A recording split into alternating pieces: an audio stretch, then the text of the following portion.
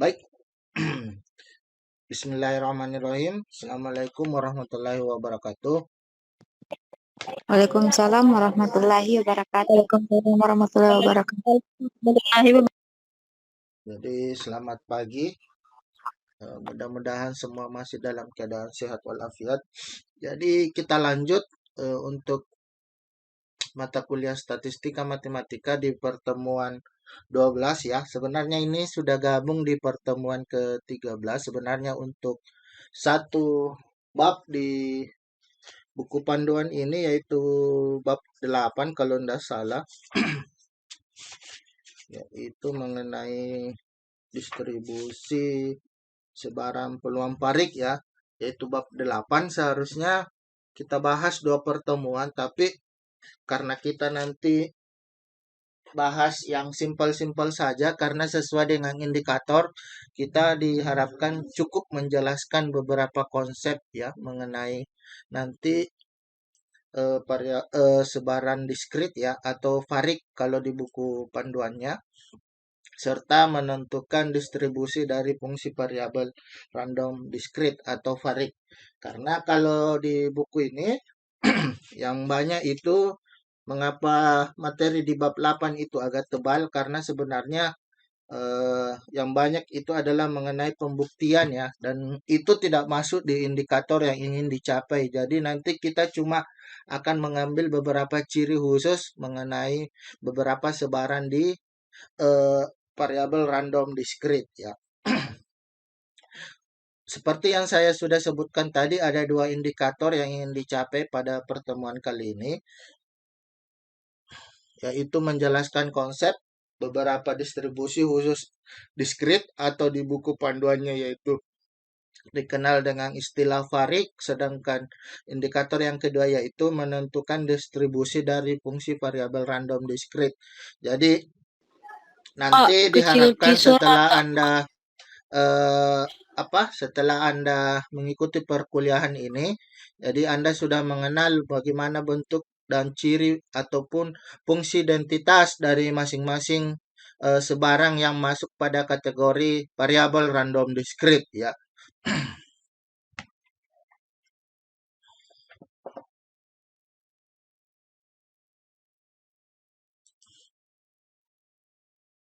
Tentu kalau kita berbicara mengenai sebaran, dua eh, dua ciri utama yang pernah dipelajari itu kan mengenai ekspektasi matematika dan variansi. Tapi di sini kita tidak belajar kovariansi ya, karena kita membahasnya per distribusi atau persebaran seragam ya.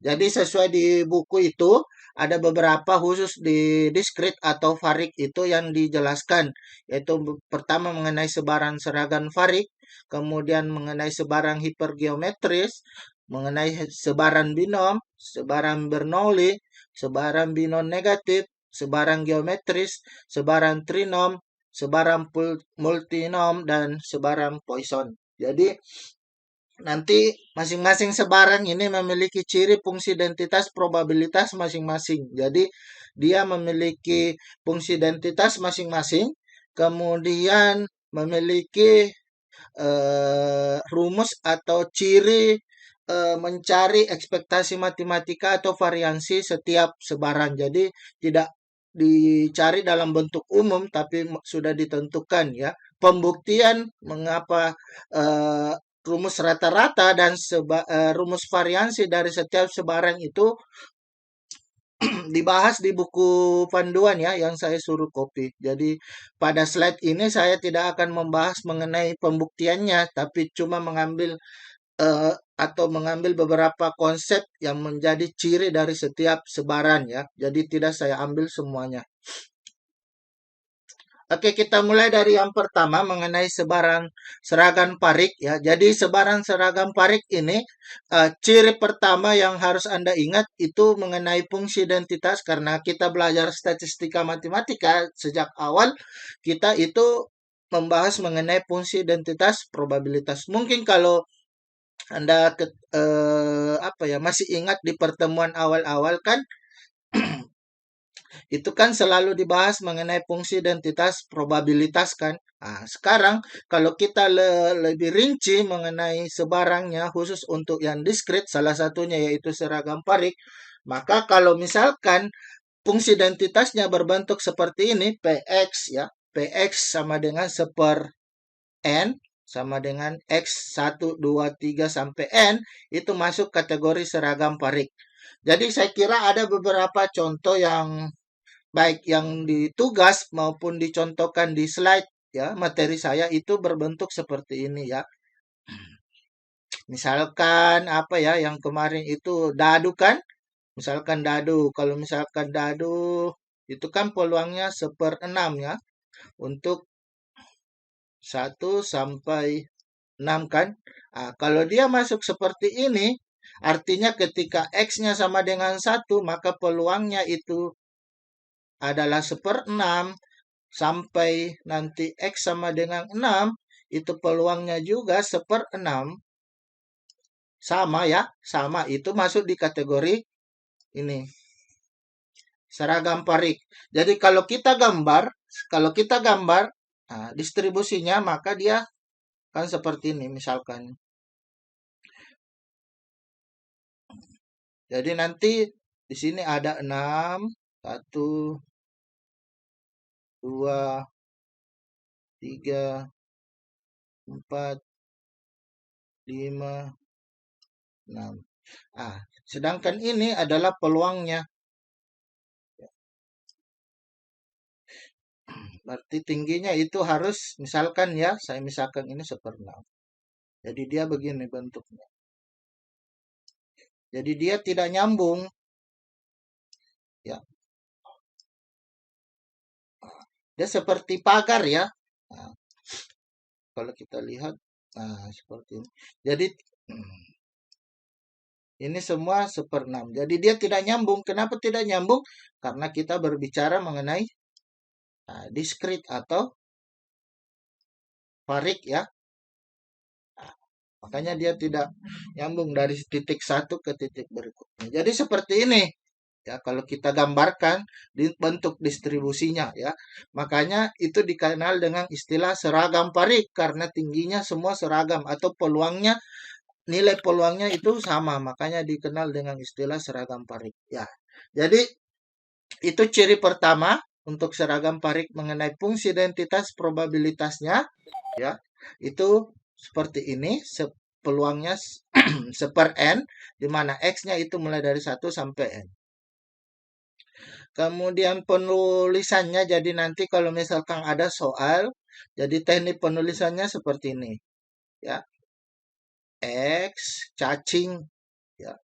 Ser Fn. Jadi kalau misalkan ini soal yang ini tadi yang saya contohkan, kalau misalkan ada di nanti di soal ditulis seperti ini, X cacing seragam V sama dengan 6, berarti maknanya itu mengarah ke sini.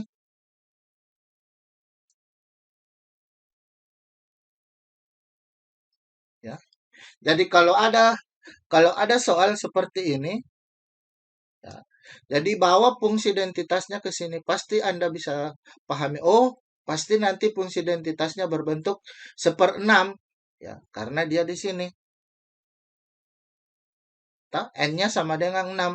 Jadi tidak perlu kita tuliskan. Jadi kalau misalkan saya tulis seperti ini, X cacing ser F8, berarti otomatis di benak Anda langsung, oh pasti dia seragam parik. Berarti PX-nya itu adalah 1/8, di mana nilainya itu dari 1 sampai 8. Seperti itu. Jadi tidak perlu lagi panjang-panjang ditulis. Misalkan soalnya, oh saya masukkan dalam kategori seragam parik. Tapi dengan menulis seperti ini saja, berarti kita sudah bisa kategorikan dia seragam parik dan memiliki fungsi identitas tersendiri. Oke, seperti itu ya. Nah, kemudian untuk nilai rata-ratanya yaitu seperti ini, mu n tambah 1/2. Jadi kemudian variansinya yaitu N kuadrat kurang 1 per 12. Nah, inilah yang ini. Dua hal ini pembuktiannya ada di buku panduan. Di Pembuktiannya itu tetap menggunakan yang ini, ekspektasi XD. Jadi dia tetap menggunakan yang pernah dipelajari, yaitu ekspektasi X itu sama dengan sigma dari I sampai N X PX kan. Jadi pembuktiannya itu, mengapa mu-nya N tambah 1 per 2 itu tetap mendekati pembuktian yang ini. Jadi kalau misalkan kita selesaikan, kita lihat dulu ya, apakah bisa sama nilai mu-nya saja ya, kita hitung untuk kasus yang ini saja dulu. Misalkan, untuk kasus yang ini, kita gunakan yang rumus tadi, mu sama dengan N tambah 1 per 2. Berarti N-nya ini kan tertinggi 6 ya.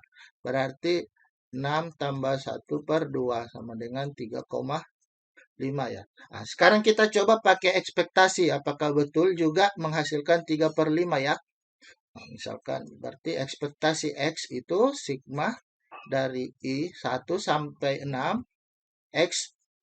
Nah, PX berarti 1 kali 1/6 tambah 2 kali 1/6 sampai nanti 6. Kita lihat ya apakah betul nanti sama hasilnya. Ya, berarti 1/6 tambah 2/6 tambah 3/6 tambah 4/6 tambah 5/6 tambah 6/6. Berarti ini 1 kan? Oke. Nah, kemudian atau 6/6 saja ya. Tambah 10/6 tambah ya 6/6. Ini berarti 20 berapa ya? 22/6 ya. Ya, 22 dibagi 6 berapa? Kalau 22 bagi 6 berapa? Bagi 6 berarti 3, 18. Nah, berarti berapa? Sekitar 3,5 ya? Kalau 22 bagi 6. 3,6. Putus-putus. 3,6. Mirip kan? Mendekati yang ini kan? Hasilnya. Tak? Dengan mu yang ini, dengan mu yang menggunakan ini, ekspektasi kan? Ini kan rumus mu kan? Nah, hasilnya itu akan relatif sama. Tak? Sekitar 3,5 atau 3,6 kan? Nah, ini kan pembulatannya nanti. Jadi berkisar segitulah. Jadi ini rumus yang ini sudah dibuktikan. Ya. Pembuktiannya juga menggunakan pendekatan ini, ekspektasi. Ya, begitupun kalau kita menggunakan istilah variansi, kalau kita mau cari nilainya atau seberapa jauh jaraknya dari pusatnya itu ya.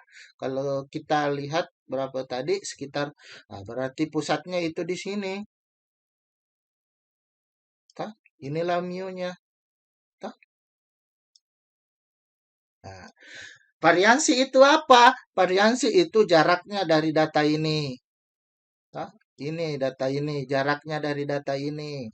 Jaraknya untuk 2 dari data ini.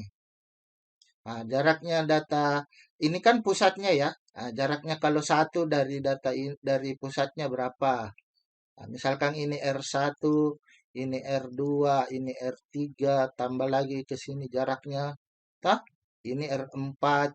Begitupun yang belum, misalkan ini ke sini R5, ini lagi ke sini R6. Ah, inilah semua dijumlah dari R1. Nah, ini Nah, dari R1 sampai ke R6, itulah sebenarnya definisi variansi. Seberapa jauh jarak data itu dari titik pusat. Itu maknanya ya. Jadi, daripada kita cari secara manual, nah, ini dengan pendekatan ini kan gampang. Jadi, sisa boleh sebenarnya pakai ekspektasi, yang ini, yang pernah dipelajari pakai ini, ekspektasi kalau tidak salah ya, dikuadratkan kan, nah, dikurang ekspektasi X ini yang dikuadratkan. Nah, cari dulu ekspektasi X kuadrat, kemudian nanti dikurangi dengan ekspektasinya yang dikuadratkan, nah, baru nanti dapatlah ini, variansi. Kan itu cara yang sebelumnya, Kak, pernah dipelajari. Nah, kalau kita pakai yang ketetapannya berarti sisa berapa itu ya? 36 kurang 1 berarti per 12. Nah, sekitar 35 per 12. Nah, kalau Anda percaya, nanti Anda bisa buktikan pakai yang ini tadi. Ya. Oke, itu ciri dari seragam parik ya. Jadi, selama fungsi identitasnya itu sama dengan 1/n atau sama, ya, untuk semua anggotanya itu masuk di kategori seragam parik. Ya. Sedangkan fungsi massa peluangnya, ya, ini mulai dari J1 sampai N, E, J, T, 1/n.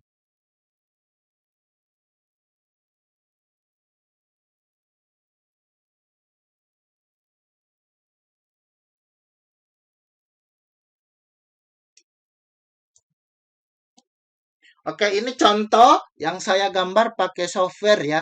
Ya, seperti inilah kalau yang mau lebih bagus. Ya, berarti kalau ada soal seperti ini, langsung saja, oh, fungsi identitasnya itu pasti 10 dari 1 sampai 10 kan? Itu. Oh, berapa rata-ratanya? Oh, kalau kita mau cari rata-ratanya berarti N kurang, berapa tadi rumusnya? N kurang atau N tambah 1 per 2.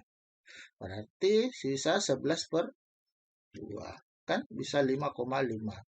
Nah, berarti pusat ini disinilah dia nanti. Dan kalau kita lihat secara visual dari grafik kan, betul bahwa betul disitulah tengahnya atau rata-ratanya ya. Sorry, bukan nilai tengah ya, rata-ratanya. Disinilah nilai tengah. Sorry, nilai rata-ratanya ya. Ini mu-nya, sekitar di sinilah dia mu-nya.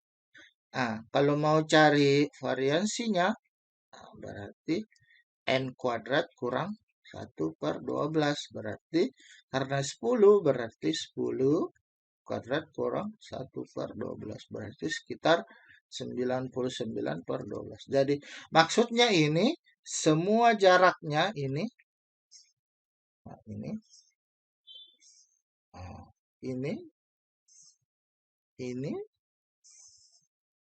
ini, ini juga yang sebelah kirinya. Nah, begitupun yang ini.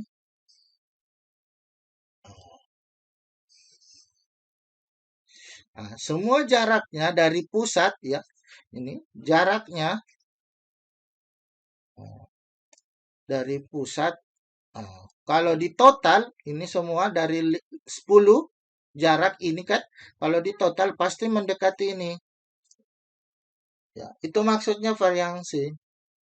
Itulah kenapa kalau Anda belajar statistika ya, mana yang lebih bagus kalau misalkan nilai rata-ratanya misalkan sama 3,6. Ini juga 3,6. Tapi nilai variansinya misalkan ada yang 28, ada yang misalkan cuma 2,8. Tentu yang bagus adalah yang kecil ini. Nah, kenapa? Kenapa dia lebih baik? Karena dia pasti kalau misalkan kecil, berarti dia mendekati, ya, berarti sebarannya itu, datanya itu mendekati pusat. Jadi dia tidak terlalu jauh renggangnya, berarti betul inilah pusatnya yang bisa mewakili data itu. Tapi kalau terlalu jauh totalnya berarti pasti itu kurang bagus ya. Berarti ini tidak terlalu menjadi representatif ya, yang bisa mewakili sebarang datanya. Ya, karena datanya tidak berpusat. Kalau dia kecil berarti pasti dia datanya kan berpusat, minimal mendekati ini mu. Seperti itu ya. Jadi itu maknanya variansi. Jadi ini semua mulai dari R1, R2, R3, R4, R5, R6, R7, R8, R9, R10 ketika ditotal jadi R1 ditambah sampai R10 maka hasilnya itu yang ini. Variansi yaitu 99,12. Jadi itu maknanya ya. Jadi itulah pentingnya mengapa tidak selalu kalau kita mau melihat data tidak cuma misalkan pusatnya ya, tapi kita juga harus melihat pasangannya yaitu variansi. Karena variansi juga menentukan bahwa seberapa betul ya. Misalkan rata-rata itu menjadi perwakilan dari sebaran data. Ya, seperti itu. Sekarang kita masuk ke sebaran yang kedua. Sorry, saya geser dulu. Sebaran yang kedua namanya ada sebaran hipergeometris. Jadi di discrete atau varik itu lumayan banyak juga ya. Jadi kalau misalkan selama ini kita belajar secara umum bahwa cuma bentuk discrete dan bentuk continue, ternyata kalau misalkan discrete juga terbagi lagi beberapa sebaran ya. Fungsi identitasnya ini, fungsi identitasnya seperti ini. Jadi dia berbentuk seperti apa ya? Kombinasi ya, kombinasi. Ini kalau tidak salah ini pakai kombinasi ya. Jadi N1 kombinasi X, N kurang N1, kombinasi N kurang X per N kombinasi N. Dengan nilai X-nya itu mulai dari 1 sampai N. Jadi bentuk fungsi identitasnya beda lagi ya, seperti ini. Kemudian kita lihat keterangannya. Jadi ciri utama kalau kita berbicara mengenai hipergeometris, jadi kalau nanti ada soal yang berbicara mengenai sukses dan gagal, cuma dua kemungkinan antara sukses dan gagal, berarti dia masuk ini. Ya, cirinya itu ya. Jadi kalau dia berbicara cuma dua kemungkinan, apakah dia sukses atau dia gagal, maka dia masuk di sebarang hipergeometris. Jadi ciri-ciri nanti ciri di soal, coba perhatikan nanti soalnya, kalau ada yang berbicara mengenai kesuksesan dan kegagalan, atau cuma menyebutkan salah satunya, ya misalkan sukses, peluang untuk gagal dari suatu kejadian nanti, nah, maka itu masuk di kategori sebaran geometris, hipergeometris, sorry. Nah, untuk N besar itu adalah populasinya, N kecil itu adalah sampelnya, sedangkan X itu banyaknya nanti data yang sukses di antara N objek yang terambil. Sedangkan teknik penulisannya seperti ini, jadi X hip G, jadi N1N, ya, jadi hipergeometris, ya, dari banyaknya populasi, kemudian banyaknya kemungkinan dia sukses dari beberapa sampel yang diambil. Kemudian rata-ratanya, kalau Anda mau cari nilai rata-ratanya, Anda perlu pakai prinsip ekspektasi lagi, agak ribet. Pakai saja ini, mu sama dengan N kali N1 per N. Sedangkan variansinya bentuknya seperti ini. Ya, N kali N1 per N kali 1 kurang N1 per N dan kali N kurang N per N kurang 1. Ya. Pembuktiannya ini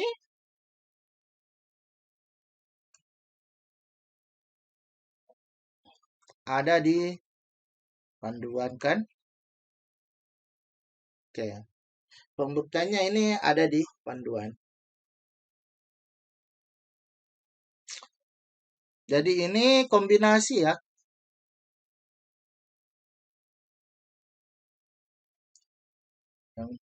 Bukan permutasi. Jadi dia kombinasi.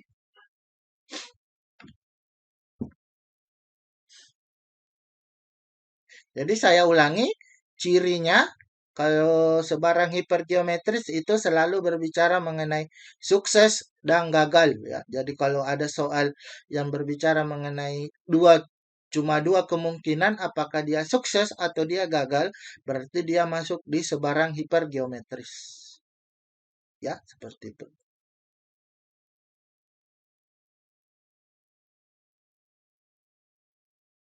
Oke, ini contohnya. Jadi ini contoh penulis soalnya, sorry, ini contoh soalnya dan ini bentuk contoh distribusinya ya. Begini bentuk distribusinya. Karena dia diskrit, pasti dia berpisah kan, tidak nyambung, ya, tidak kontinu. Jadi ini sampelnya kan, tadi N1 ini, kalau tidak salah, ini N-nya. Nah, ini populasinya kan. Jadi berapa peluang kalau yang terambil dari populasi 100 itu cuma 50 yang sukses dari 20 sampel. Ya. Nah, seperti ini bentuk sebarannya. Ya. Kalau kita tadi coba cari ya, kalau kita coba cari apa tadi rata-ratanya ya. Tunggu saya geser dulu.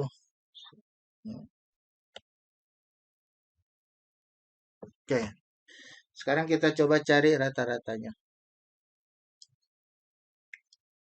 Rumusnya tadi apa? Berarti N kali N1 per N ya. N kali N1 per N. Nah, N-nya ini kan. N-nya itu 20.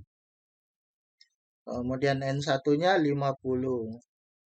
Kemudian N-nya secara keseluruhan itu adalah 100 atau populasinya ya.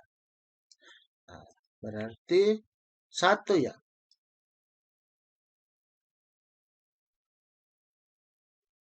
Atau berapa? 10 ya? Mana yang benar? 1 atau 10? Rata-ratanya. 10, Pak. Oh, 10. Nah, berarti betul di sini. Pak. Nah, rata-ratanya juga pas di sini. Kan?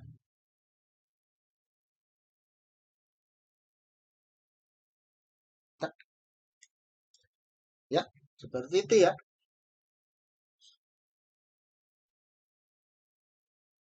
Jadi bentuk sebarannya sudah betul. Jadi dia betul dia terpusat di 10 kan. Sedangkan untuk mencari berapa tadi?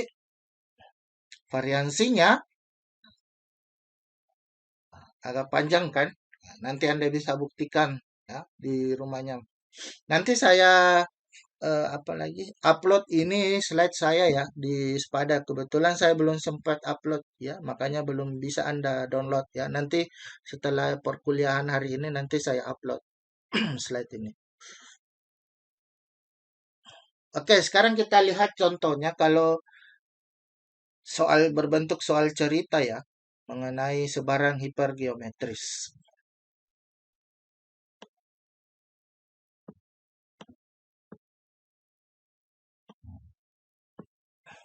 Jadi untuk mengelabui petugas pabean ya, seorang pelancong atau traveler ya menaruh 6 tablet narkoba ya dalam sebuah botol yang berisi 9 pil vitamin yang sama dan bentuknya ya sama persis.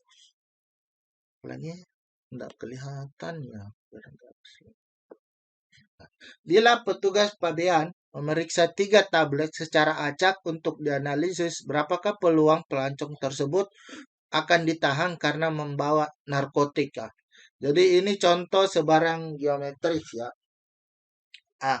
Kemungkinan kan kalau misalkan yang ingin menyelundupkan narkoba itu kan cuma ada 2 kemungkinan, apakah dia lolos atau tidak dari petugas pabean. Jadi makanya kan cuma 2 kemungkinan, apakah dia sukses atau gagal dari petugas. Nah, dari situ kan kita sudah bisa lihat kira-kira yang mana N-nya.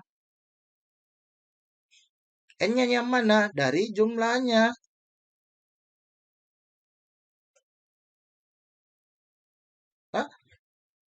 9 tambah 6. Ya, karena 9 itu vitamin, sedangkan 6 itu narkotik. Ya. Jadi ketika ditotal maka N-nya itu 15. Kemudian N1-nya ya, yang mana? Itu yang vitamin. Kenapa yang N1-nya 9? Kenapa bukan yang 6? Karena tadi N1 itu peluang untuk sukses, ya. Nah, kalau mau lolos dari petugas pabean berarti pasti harus yang vitamin kan?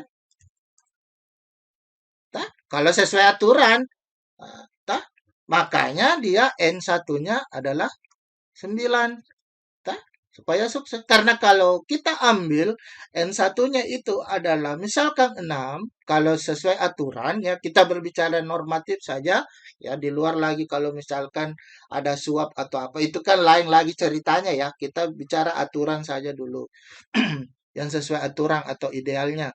Nah, kalau kita ambil N1-nya 9, nah, itu kan tidak sesuai dengan N1-nya 6, ini kan tidak sesuai dengan aturan. Pasti otomatis dia akan ditahan oleh petugas ini, kan? Makanya yang diambil N1-nya itu adalah 9. Jadi kemungkinan lolosnya adalah 9. Kemudian N2-nya adalah 6. Kemudian N-nya itu adalah 3. Sampel yang terambil kan. Karena tidak mungkin biasa kan. Dia acak saja. Ya, tidak mungkin kalau misalkan pernah bepergian di suatu bandara pasti dia kan kalau mau memeriksa tidak mungkin diperiksa semuanya pasti secara acak saja karena keterbatasan SDM ataupun yang lain sebagainya kan pasti secara acak biasa. Dari sini kita sudah bisa menghitung peluangnya ya. Jadi ini tadi bentuk fungsi identitasnya kalau dia berbentuk sebarang ya, sebarang hipergeometris ya. Berarti nanti setelah dikalkulasi 9 kombinasi 3, 6 kombinasi 0, 15 kombinasi 3, nanti setelah dihitung diperolehlah ini 84 per 455. Ya, seperti itu. Kemudian peluang ya, K-nya atau gagal ya, itu adalah 53 per 65. Jadi ini kan peluang lolos untuk sampelnya 3. Jadi di luarnya ini kan pasti kalau misalkan kita berbicara peluang, totalnya itu adalah kan 1. Pasti sisa dikurangi. Ya, dikurangi. Peluang yang sudah diketahui yaitu peluang kejadian untuk 3. Ya, makanya hasilnya adalah 53 per 65 atau kalau disederhanakan itu adalah 370 kalau tanpa disederhanakan yaitu 371 per 450. Jadi peluang dia ditahan membawa narkotika itu adalah ini 53 per 65. Oke, seperti itu ya. Selama yang diperiksa itu cuma 3 tablet. Beda lagi kalau misalkan petugasnya itu memeriksa 4, berarti di sini nanti Nah, ganti dengan angka 4. Ya, berarti nanti di sini kalau misalkan ini diganti 4, berarti ini juga harus diganti 4 dan ini juga harus diganti 4. Ya, seperti itu. Jadi tergantung dari ciri soalnya. Oke, kita lanjut ke sebarang ketiga, yaitu namanya ada dibilang istilah sebarang binom ya. Sebarang binom. Nah, sebarang binom juga punya fungsi densitas tersendiri, ya, ciri tersendiri, yaitu seperti ini, ya. N kombinasi N dari X ya dikali peluang X ya, 1 kurang peluang N kurang X, di mana X-nya itu mulai dari 0 sampai ke N. Ya. Jadi P itu selalu berbicara peluang percobaan ya sukses. Kalau misalkan kita mau mencari kegagalannya nanti sisa dicari peluang suksesnya baru dicari peluang gagalnya. Misalkan gagal, peluangnya untuk gagal misalkan tak pasti dikurang 1 kurang P. Ini kan kita berbicara mengenai suksesnya. Tak seperti itu. N itu banyaknya percobaan, kemudian X itu banyaknya gejala sukses yang terjadi. Penulisannya jadi seperti ini. Jadi X cacing bin N, P ya. Jadi peluang binomial dari percobaan banyaknya percobaan sebanyak N ya dengan peluang adalah P. Sedangkan untuk mencari rata-ratanya ya ini adalah N kali P, sedangkan variansinya N kali P dikali 1 kurang P. Jadi pembuktiannya ini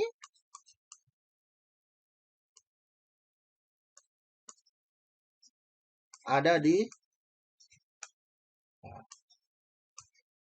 buku panduan kan. Jadi pembuktiannya ini ada di buku panduan. Oke, jadi agak ribet memang karena setiap sebaran itu punya ciri fungsi identitas tersendiri ya. Jadi uh, perlu kejelian kita melihat soalnya nanti apakah dia masuk kategori sebaran binom ataukah sebaran-sebaran lainnya di misalkan untuk sebaran parik ya atau yang diskrit. Jadi perlu kejelian melihat soalnya. Ini contohnya jadi misalkan dari 25 kejadian yang sukses memiliki peluang yaitu 0,2 ya. Jadi binom. Dia binomial. Jadi kalau kita hitung nilai rata-ratanya N kali P berarti sisa 25 kali 0,2 berarti 2 per 10 ya. Berarti sekitar 5 ya. Oke, jadi nah, ini kalau dari soal yang ini kita cari rata-ratanya berarti rata-ratanya itu adalah 5. Nggak percaya? Coba perhatikan bentuk sebarannya. Ya, ini bentuk distribusinya. Coba lihat.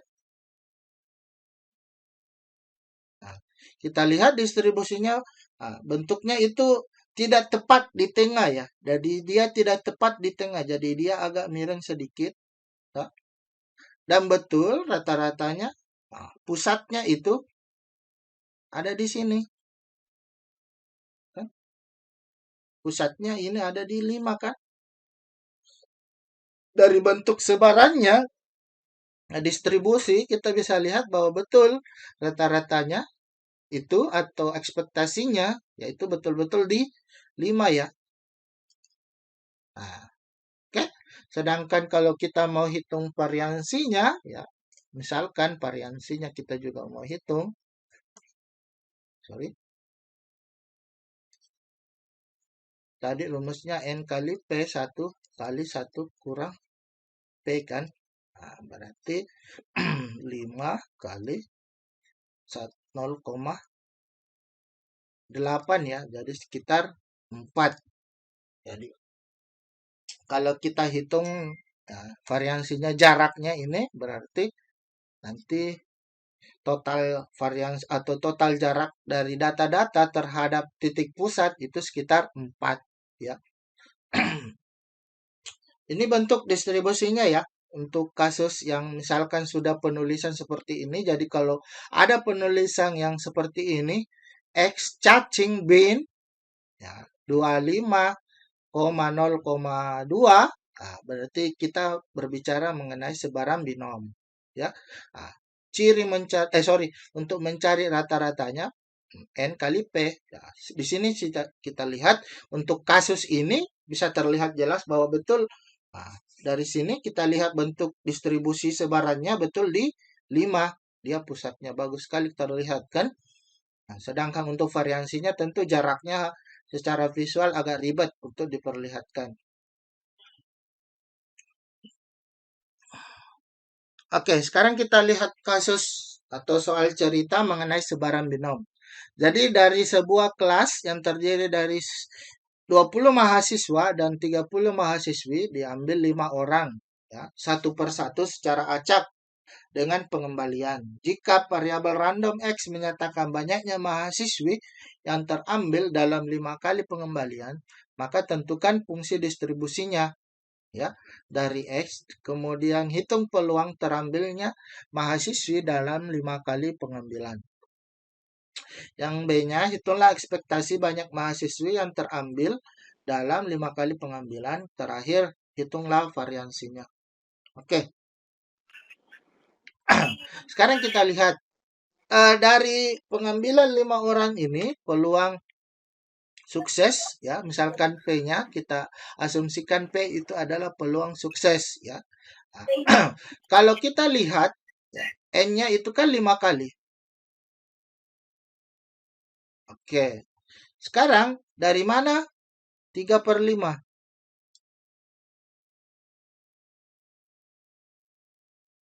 Nah, tadi kan peluang sukses yang ditanyakan itu cuma mahasiswi.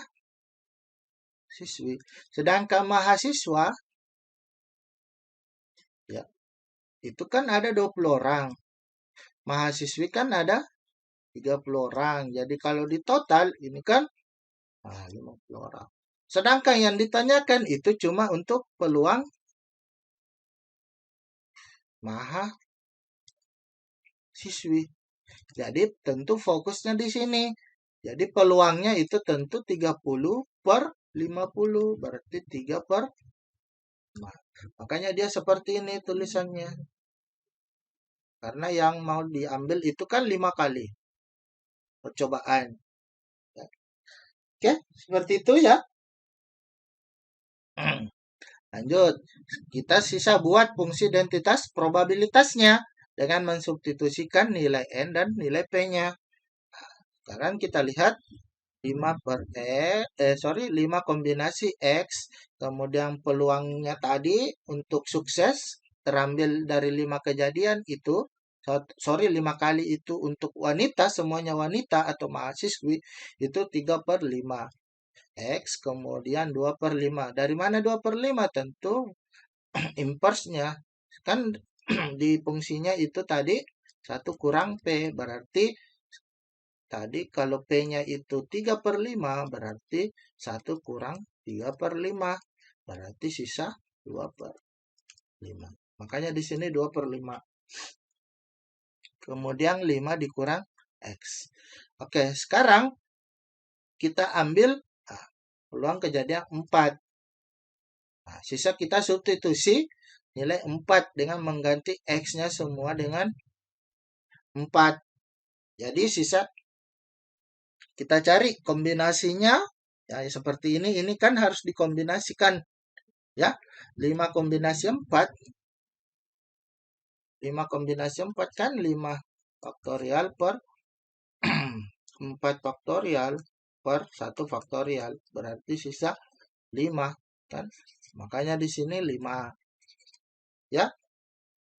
Kemudian 3/5 pangkat 4.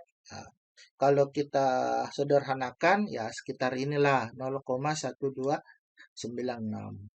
Oke.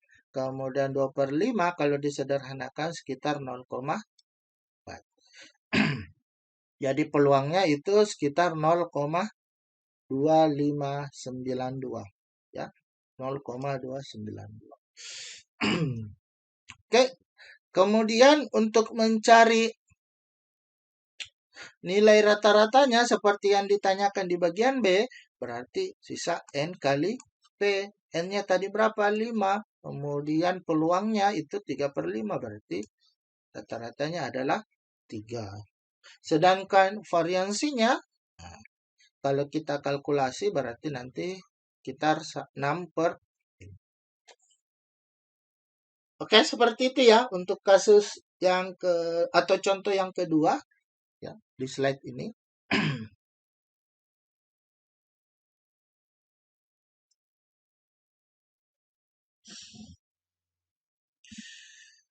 Lanjut ke sebaran keempat mengenai sebaran Bernoulli. Jadi sebaran Bernoulli ini punya fungsi identitas lagi tersendiri. Seperti Px, P pangkat X kali 1 kurang P, 1 kurang X untuk 0 dan 1. Jadi dia cuma ada dua kemungkinan, 0 dan 1. Itu untuk sebaran Bernoulli. Jadi P itu nanti berbicara mengenai peluang sukses. Jadi sedangkan X itu banyaknya gejala yang sukses. Penulisannya itu seperti ini. Ya. Bernoulli P. Jadi dia cuma mencantumkan peluangnya. Ya, jadi dia cuma mencantumkan peluangnya. Sedangkan rata-ratanya atau ekspektasi matematika. Ekspektasi matematika dan variansinya itu adalah mu, itu sama dengan P-nya, sedangkan variansinya itu adalah P dikali 1 kurang P. Ya. Jadi pembuktiannya ini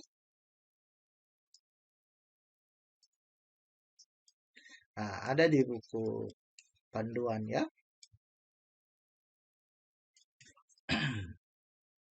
Oke, sekarang kita lihat contoh ya supaya lebih paham. Oh, berarti ini peluangnya adalah 0,25. Bentuk sebarannya seperti ini. Kalau Bernoulli agak apa ya? Karena kita cuma berbicara mengenai dua kemungkinan, yaitu 0 dan 1. Jadi karena peluang suksesnya tadi cuma 0,25, jadi seperti ini. Di sini ya, yang ini ya. Nah, tentu suksesnya ya ini. Ini kan tingginya 0,25. Sedangkan sisanya untuk itu digambar di 0. Ya, peluang gagalnya, jumlah gagalnya. Ini kan peluang gagalnya ya. Peluang gagal. Jadi ini kan tentu kan total kalau kita berbicara peluang, totalnya kan kalau berbicara peluang itu kan 1.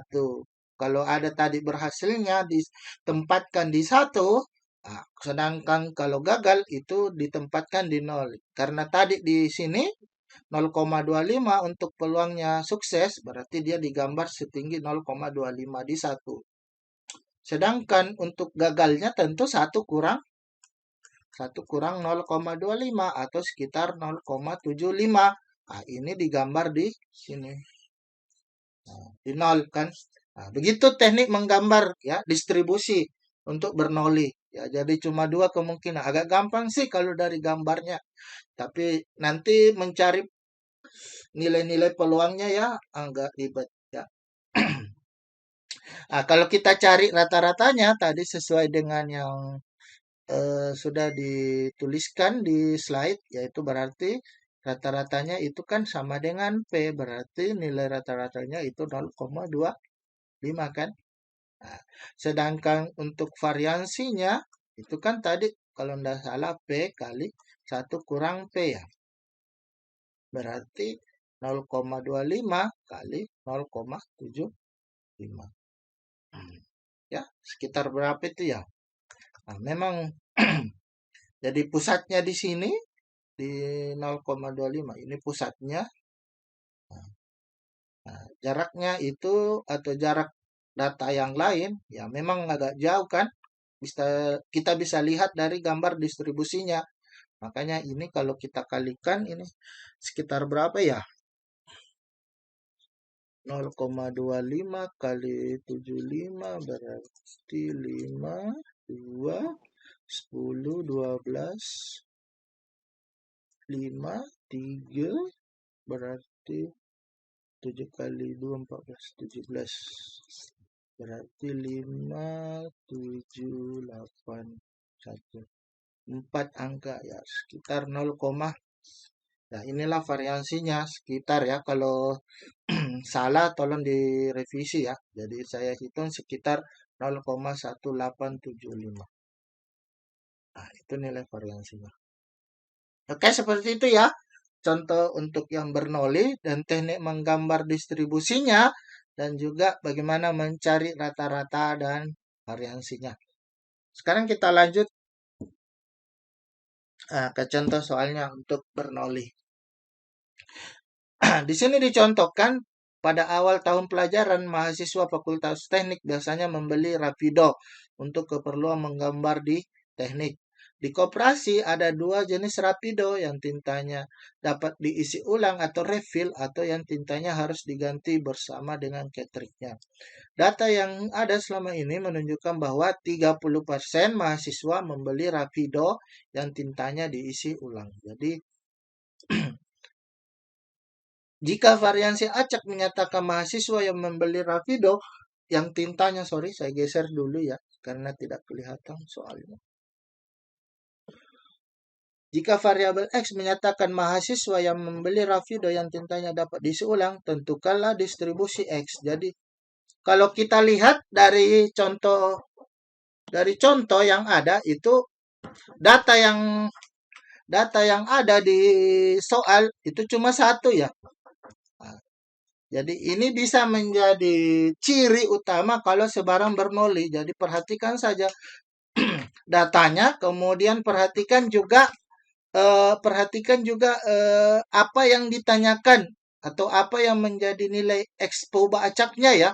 Jadi apa yang dia definisikan ya, seperti ini. Karena di sini dia menyatakan cuma ada 2 kemungkinan juga ya, yaitu X1 untuk mahasiswa yang diisi ulang dan X0 untuk yang membeli Rapido dan harus mengganti dengan cartridge. Jadi cirinya lain untuk yang sebaran ini cuma ada 2 kemungkinan atau ada 2 opsi saja. Jadi kalau misalkan dia opsinya di sini refill dan ganti cartridge, jadi cuma 2. Itu lagi ciri utamanya. Jadi makanya saya bilang harus jeli melihat soalnya ya. Jadi betul-betul memang harus jeli melihat soal. Nah, sekarang kita coba lihat. Jadi kalau dari soal ini kita bisa lihat data yang ada itu kan cuma 30%. 30%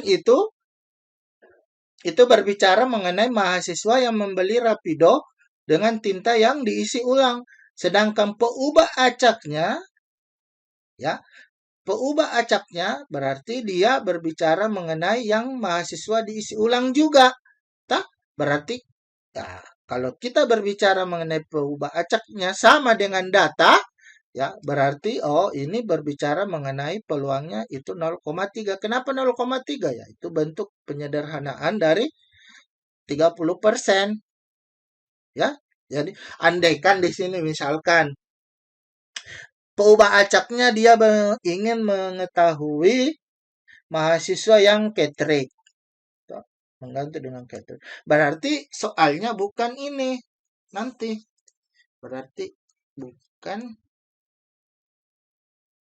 Bernoulli 0,3. Tapi Bernoulli cacing 0,7 kan? Nah, bukan ini. Kalau dia berbicara mengenai X-nya itu adalah yang cartridge. Ya. Mengganti cartridge. Berarti yang diambil ini yang 0,7. Jadi perhatikan ya, jadi perhatikan betul peubah acaknya di mana dia berbicara ya, atau dia mengenai apa yang dibicarakan, jangan sampai berbeda dengan yang data yang diketahui. Ya, seperti itu.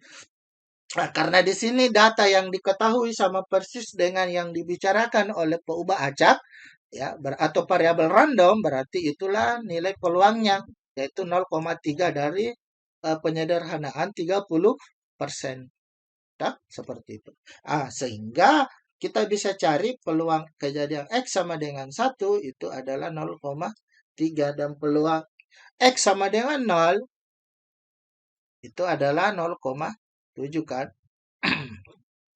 Nah, sedangkan fungsi identitasnya berarti seperti ini.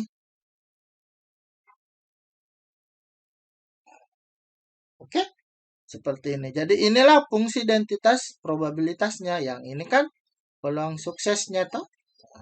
Kalau yang tadi di slide bentuk umumnya ini kan dari 1 kurang P kan. Ya, seperti itu. Jadi kalau kita mau cari tadi rata-ratanya berarti itu sama dengan 0,3, sedangkan P-nya itu sekitar berapa ya? 0,3 kali 1 kurang 0,3 kalau tidak salah ya. Bukan sama dengan P. Kemudian kalau variansinya itu sama dengan P kali 1 kurang P. Berarti sekitar 0,3 kali 0,7 berarti 0,21. Oke, seperti itu ya.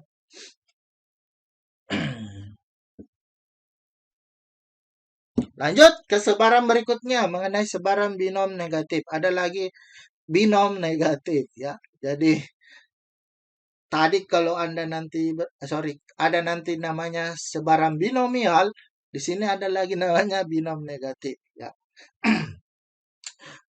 Jadi memiliki fungsi identitas ya seperti ini. PY yaitu ini berbicara mengenai kombinasi ya. Oke. Kombinasi Y kurang 1 ya. Dikombinasi dengan K kurang 1 dikali peluang untuk kejadian K dikali 1 kurang P berpangkat Y kurang K. Ya, di mana Y-nya itu mulai dari K tambah 1, K tambah 2, dan seterusnya. Keterangannya, peluangnya itu, P itu adalah berbicara mengenai peluang percobaan sukses. N itu berbicara mengenai banyak percobaan. Kemudian X itu berbicara mengenai banyaknya gejala sukses yang terjadi.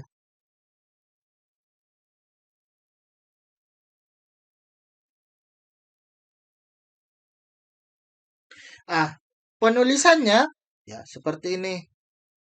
Jadi bin ya indeks kalau ada tulisan di bawah atau indeks ya biasa dikenal dengan istilah indeks neg berarti itu menyimbolkan binom negatif. Kalau sebelumnya selalu penulisannya yaitu sebelumnya selalu ditulis X cacing. Nah, untuk binom negatif dia pakai huruf Y ya. Y cacing ya. Oke. Y cacing. Binom negatif peluangnya, kejadiannya. Sedangkan untuk mencari rata-ratanya, ya ini untuk rata-rata atau ekspektasi matematikanya itu K per P ya. Nah, sedangkan variansinya itu K dikali 1 kurang P per P kuadrat. Jadi seperti itu ya. Oke, sekarang kita lihat ya. Kita catat dulu tadi mu-nya itu K per P kalau tidak salah. Kemudian variansinya apa rumusnya ya? K kali 1 kurang P.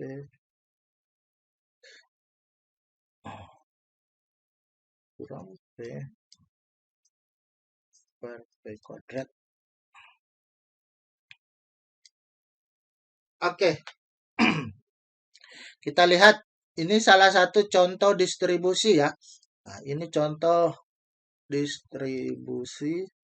Nah, bentuknya seperti ini. Nah, distribusi binom negatif ya. Yang peluangnya ini peluangnya kalau tidak salah peluangnya itu 0,5 dan K-nya itu adalah 10. Ya, jadi peluangnya 0,5 dan kejadiannya ada 10. Nah, seperti ini bentuk sebarannya. Ya, distribusinya. Kalau kita mau cari rata-ratanya sesuai tadi ya, sesuai yang tadi berarti mu-nya sama dengan K dibagi P. Berarti 10 dibagi 5/10 ya. 5/10 itu kan sama dengan 0,5 ya. Berarti 100 dibagi 5 berarti 25 ya.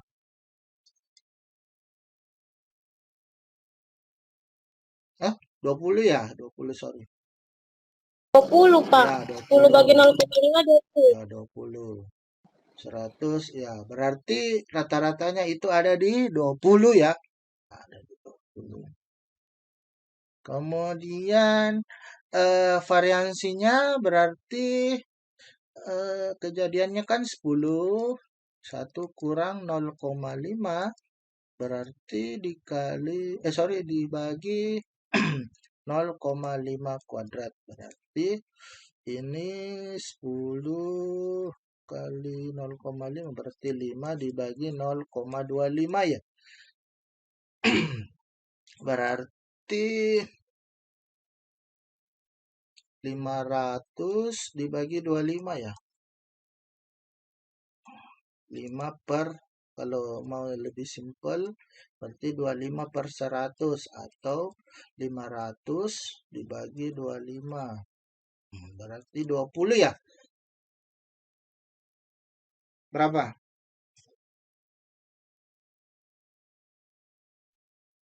Berapa 500 bagi 25? 20 ya.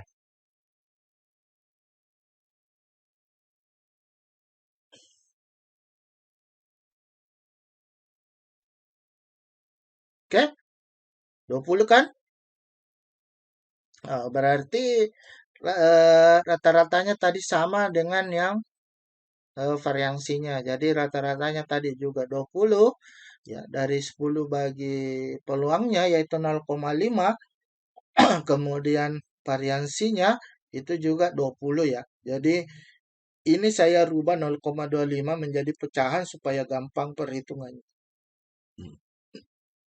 Alhamdulillah wa syukurillah. Jadi saya rubah ke bentuk pecahan supaya gampang perhitungannya. Jadi ini kita kalikan berarti 500 bagi 25 berarti 25 kali 2 berarti oh ya. Cocok. Jadi rata variansinya juga 20. Oke, seperti itu ya perhitungannya kalau misalkan ada contoh soal seperti ini untuk mencari nilai rata-rata dan variansinya. Sekarang bagaimana kalau dalam bentuk soal cerita ya? Saya geser dulu. Sorry. Misalkan sepasang suami istri bercita-cita menginginkan 3 anak laki-laki dan jika telah melahirkan bayi laki-laki, maka proses kehamilannya dihentikan. Jadi, seorang dokter ahli mengatakan bahwa peluang mempunyai anak laki-laki itu 0,2. Jika X memperoleh banyak anak perempuan sebelum melahirkan yang ketiga, tentukan distribusi dari X. Kemudian yang kedua, hitunglah peluang anak laki-laki ketiga diperoleh pada waktu melahirkan anak yang ke-7. Kemudian yang C, hitunglah peluang memperoleh 2 anak perempuan. Jadi ada kemungkinan ya, kemungkinan katanya kan ada peluangnya yaitu 0,2 untuk memperoleh anak laki-laki. Jadi misalkan ada sepasang suami istri, dia mau maksimal ada 3 anak laki-laki. Jadi dia tidak pasti bahwa dalam 3 kali melahirkan itu harus anak laki-laki. Bukan seperti itu, dia tidak mematok bahwa 3 kali melahirkan dia harus anak laki. Yang penting targetnya ya dia punya target 3 anak laki-laki. Ya. Jadi apakah nanti di kelahiran keberapa, yang penting sudah cukup 3 anak laki-laki, maka dia akan stop. Ya, seperti itu logikanya. Soalnya ya. Oke, sekarang kita lihat fenomena ini mengikuti distribusi Pascal atau biasa dikenal binomial negatif. Jadi parameternya itu adalah 3 dan P-nya itu adalah 0,2 ya. Jadi tadi yang diinginkan adalah 3 ya. 3 itu 3 anak laki-laki dan peluangnya itu 0,2. Jadi kalau kita tulis ya, sesuai tadi teknik penulisan binom negatif berarti seperti ini. 0,2, 3 ya. Nah, sehingga fungsi identitasnya bisa kita buat seperti ini. Jadi Y kurang 1 per 2. 2 dari mana? Dari tadi 3 kurang 1 kan. Nah, kemudian ini 0,2 dari mana? Peluang sukses ya. Ini 0,2. 0,8 dari mana? Tentu peluang tidak sukses, yaitu 1 kurang 0,8 ya. 1 kurang 0,2 berarti sama dengan 0,8. Oke. Nah, untuk Y-nya dari 3, 4, 5. Kenapa Y-nya mulai dari 3? Karena tentu karena tadi K-nya itu parameternya 3, tidak mungkin ada anak kalau dia tidak start dari 3. Ya. Mana mungkin misalkan kita start dari 1, langsung langsung tercapai 3 anak laki-laki kan? Tidak mungkin. Pasti startnya itu dari 3. Makanya dia di sini 3. Oke, sekarang pertanyaan yang B. Ya. Peristiwa anak laki-laki ketiga diperoleh pada waktu melahirkan anak ketujuh. Sama artinya dengan 6 kali melahirkan kan? Ya. Anak pertama telah diperoleh 2 laki-laki dan 4 anak perempuan kan? Berarti peristiwanya Y sama dengan 4 kan? Saya ulangi, mudah-mudahan Anda pahami. Jadi anak laki-laki ketiga itu bisa ya, anak laki-laki ketiga tercapai pada saat melahirkan yang ke-7. Berarti si istrinya itu sudah melahirkan sebanyak 6 kali. Karena ini kan sudah anak laki-laki ketiga, berarti sudah tercapai 2 anak laki-laki. Tentu sisanya itu anak perempuan, tidak mungkin anak yang ya mohon maaf banci atau apa. Dah, tidak mungkin kan yang diakui di Indonesia itu kan cuma 2 jenis kelamin ya. Nah, tidak mungkin ada kelamin lain di luar dari yang 2 itulah. Nah, berarti kemungkinan 4 lagi yang lainnya itu adalah perempuan. Nah, seperti itu logikanya. Makanya di sini, sorry, saya geser dulu. Makanya di sini Y-nya itu yang terambil adalah 4 ya. Dari sini sudah bisa diambil nilainya, kemudian sisa substitusi nilainya. Berarti di sini 4 kurang 1 berarti sisa 3. Kemudian di sini juga 4 kurang 3 berarti sisa 1. Berarti ini kombinasi ya, berarti di sini pasti kombinasi 3 dengan 2 itu kan 3 dikali 0,2 berarti 0,04 kan. Kali lagi 0,8. Nanti ini ketika dikalikan, sederhananya seperti ini. Oke, seperti itu ya. Lanjut ke bagian C-nya ya. Kita lihat dulu.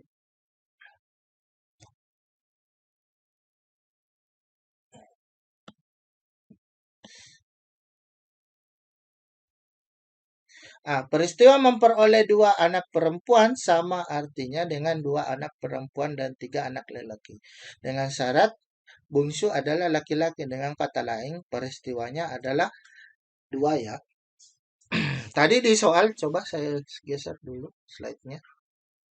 Pertanyaannya yang bagian C. Hitunglah peluang memperoleh 2 anak perempuan ya. Jadi tadi ditanyakan 2 anak perempuan. Nilai yang disubstitusi di sini adalah nilai yang perempuan ya. Jangan sampai Anda mensubstitusi. Kenapa bukan yang 2 disubstitusi, Pak? Karena yang di sini adalah nilai Y, bukan nilai X ya.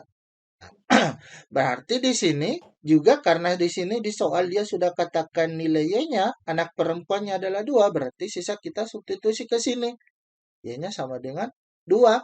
Nah, berarti sisa 2 kombinasi 2 kali 0,2 kali 0,8 pangkat 1. Sorry, 0,2-nya pangkat 2. Berarti sekitar berapa ya? Nah, coba diperhatikan. Oh, ini ada kayaknya kesalahan ya. Jadi mungkin karena ini sama, kayaknya ada kesalahan ya. Saya tidak. Jadi coba dihitung ya pakai kalkulator atau apa. Yang mana yang benar? 0 berarti ini 1 kali 0,04 kali 0,8. Perhitungannya yang salah ya. Jadi mungkin ini sekitar 0,332 berarti 3 angka di belakang koma ya. Mungkin di sekitar 0,032 ya. Oke, sekitar itu ya. Jadi sisa kalkulasinya yang salah. Jadi kalau nanti ada yang salah di slide-nya mohon diperbaiki ya kalau memang ada yang salah. Karena sisa perhitungannya, perhitungan akhirnya yang salah. Tapi proses mencarinya itu sudah tepat. Oke, itu mengenai contoh sebaran binom negatif ya. Contoh ceritanya. Contoh soal cerita, sorry. Lanjut ke sebarang geometris, sebarang selanjutnya ya. Ini ada lagi fungsi identitasnya seperti ini, yaitu PY sama dengan P kali 1 kurang Y. Sorry, 1 kurang P berpangkat Y. Ya, di mana Y-nya itu mulai dari 0, 1, 2, dan seterusnya. Oke, penulisannya Y geo P. Jadi, dia cirinya Y geo P. Sedangkan untuk mencari rata-ratanya yaitu seper P dan kemudian variansinya 1 kurang P per P kuadrat. Nah, sekarang kita lihat contoh distribusi gambarnya ya. Nah, seperti ini. Jadi, kalau tadi mencari rata-ratanya adalah seper P, sedangkan variansinya itu 1 kurang P per P kuadrat. Jadi, ini berarti sebarang geometris yang peluangnya adalah 0,2. Kalau dari bentuk distribusinya seperti ini ya. Nah, ini bentuk distribusi gambarnya. Ya. Beda lagi yang dengan yang sebelumnya. Jadi dia terpusat di ujung makin mengecil ya. Oke, seperti itu ya. Kalau ada bentuk sebaran data yang mengikuti pola ini berarti dia bentuk sebarang geometris ya. Masuk di sebarang geometris. Sekarang kita coba cari rata-ratanya. Berarti rata-ratanya itu 1 dibagi 0,2 berarti sekitar 5 ya. Ya, seperti itu ya. Kemudian berarti variansinya 1 dikurang 0,2 per 0,2 kuadrat. Berarti 0,8 dibagi 0,04. Atau ini berarti 8 per 10 dibagi 4 per 100 ya. Berarti 8 bagi 4, 2 berarti sekitar 20 ya.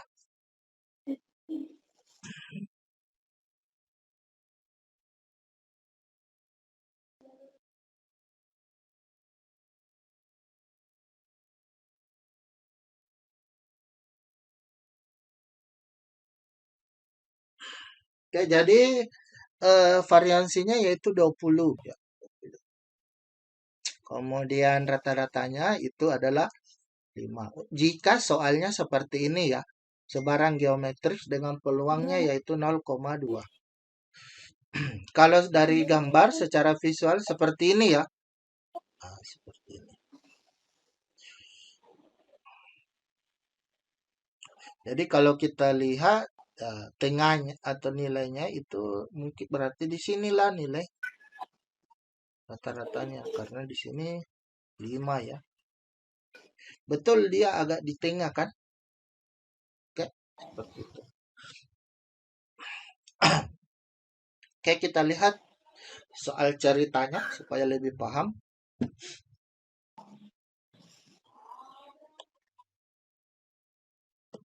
Ya, misalkan sepasang suami istri bercita-cita menginginkan seorang anak laki-laki,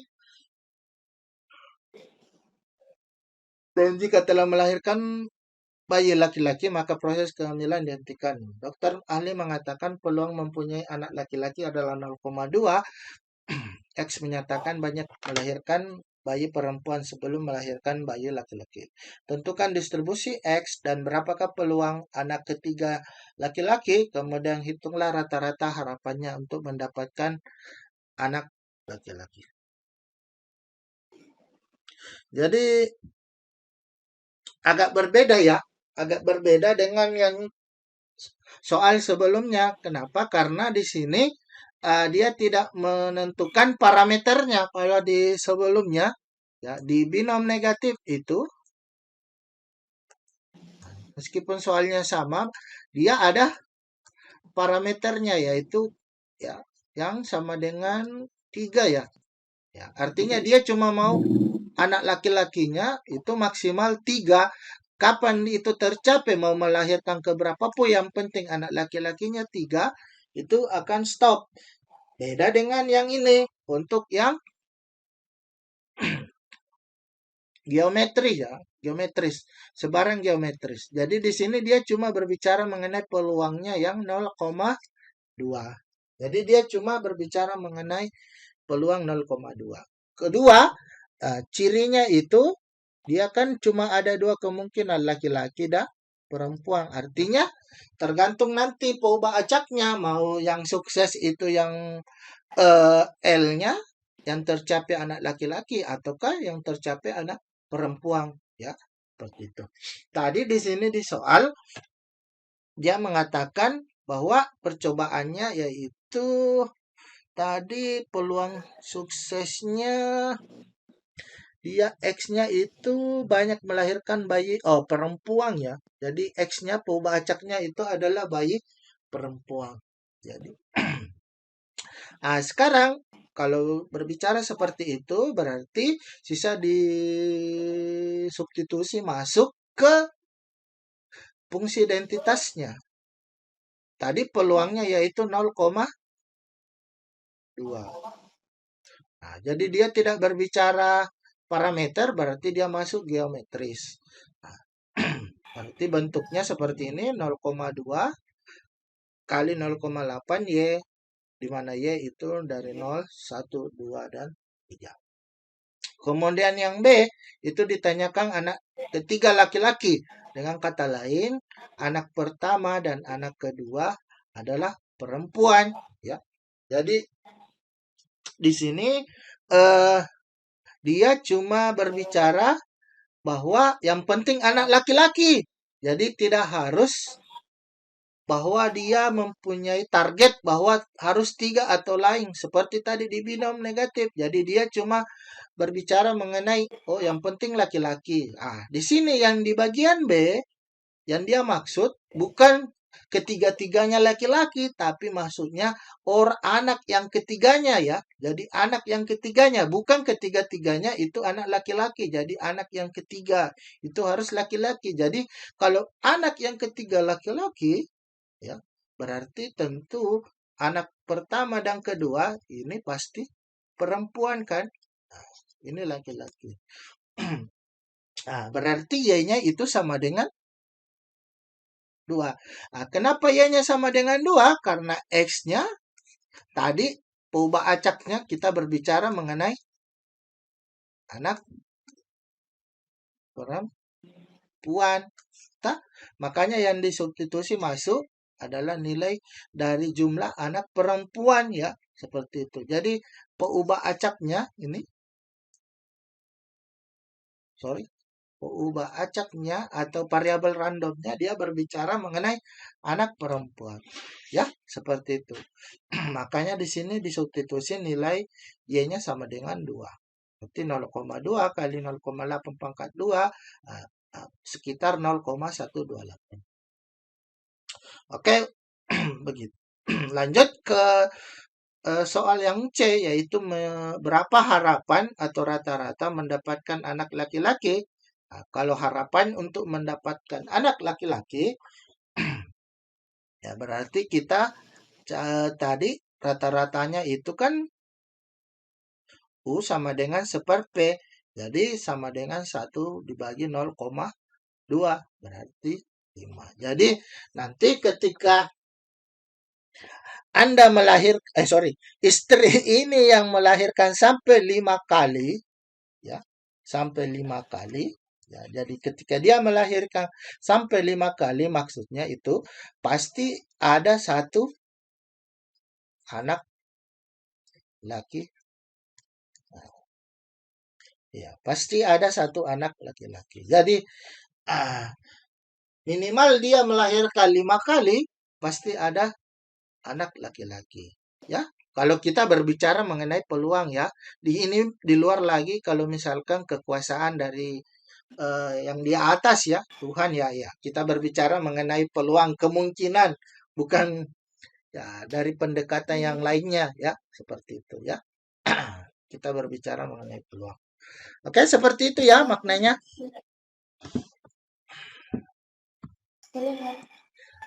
Lanjut, masih ada dua lagi kalau tidak salah, ada lagi namanya sebaran trinom. Ya, ini punya ciri fungsi identitas lagi yang lebih ribet, ya, seperti ini. Kemudian penulisannya dia berpasangan, yaitu X, Y, ya. Cacing trinom N, peluang 1 dan peluang 2. Untuk mencari nilai rata-ratanya, oke, jadi dicari nilai rata-rata X dan nilai rata-rata Y. Begitupun variansinya, yaitu variansi X dan variansi Y. Kalau mau mencari fungsi masa peluangnya, ya, seperti ini. MT1, T2, nah, berarti seperti 1 kurang P1 kurang P2 tambah P1 eksponen berpangkat T1 tambah P2 eksponen berpangkat T2. Oke, ini contoh soal cerita mengenai sebaran trinom, ya.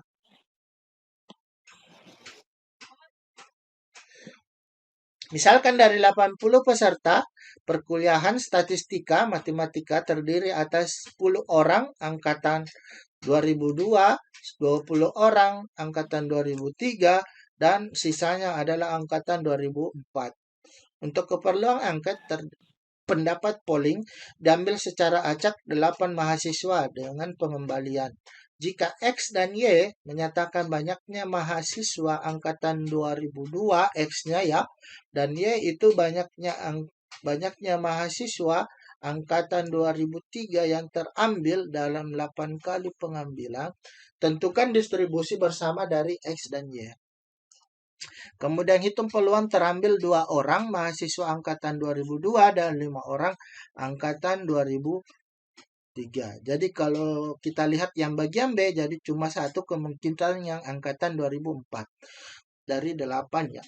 Kemudian yang C, hitunglah rata-rata banyak mahasiswa yang terambil angkatan 2002, angkatan 2003, dan angkatan 2004. Oke. Kita lihat. Jadi untuk mencari peluangnya berarti peluang kejadian 1 itu adalah 1/8, peluang kejadian 2 itu adalah 2/8, sedangkan peluang kejadian 3 tentu pengurangan dari 2 kejadian berikutnya karena totalnya adalah 1, kan. Berarti 1 kurang 1/8 kurang 2/8, ya, berarti peluangnya 5/8 atau sekitar 0,625. Oke, 1/8 itu dari mana? Saya kira Anda sudah tahu. Dari totalnya, ya.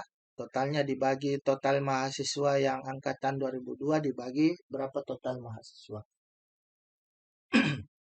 Begitupun untuk yang peluang kedua, totalnya mahasiswa angkatan 2003 dibagi total keseluruhan mahasiswa. Nah, sehingga kita lihat penulisannya seperti ini, ya. X, Y, ya. 8 kali 1/8 kali 8,1/8, 2/8. Nah, fungsi identitas probabilitasnya seperti ini. Oke. Nah, sekarang kita lihat yang tadi yang bagian B, dia mau yang 2000 berapa tadi? 2002 itu 2 orang, sedang 2003 itu 5 orang. Jadi kalau sudah seperti itu, sisa kita substitusi nilai X dan Y-nya di fungsi identitas yang ini. Di mana nilai X-nya adalah 2 dan nilai Y-nya adalah 5.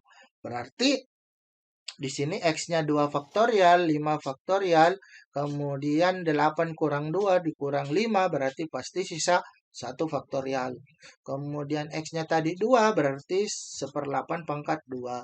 Kemudian 2/8 tadi Y-nya adalah 5. Ya, ini kan X dan ini Y. Berarti 2/8 pangkat 5. Sedangkan ini 5/8 itu peluang kejadian yang ketiga, yaitu angkatan 2004 kalau tidak salah ya, yaitu 5/8 berarti 8 kurang 2 kurang 5 berarti sisa 1. Jadi peluangnya itu ini sekitar 0,0004005. Oke, lanjut kita yang bagian C itu dicari rata-ratanya untuk angkatan 2002, 2003 dan 2004. Rumus mencarinya itu kan tadi NP1. Berarti sisa dikali berapa jumlahnya tadi N-nya 8. Peluangnya itu untuk yang kejadian 1 1/8. Berarti rata-ratanya adalah 1. Kemudian rata-rata untuk angkatan 2003 berarti N kali peluang untuk angkatan 2003 berarti 8 dikali 2/8 berarti 2. Sedangkan sisanya berarti pasti itu rata-rata dari peluang angkatan 2004 yaitu 8 kurang 1 kurang 2 berarti 5. Ya, seperti itu. Oke, seperti itu ya untuk yang sebaran trinom ya.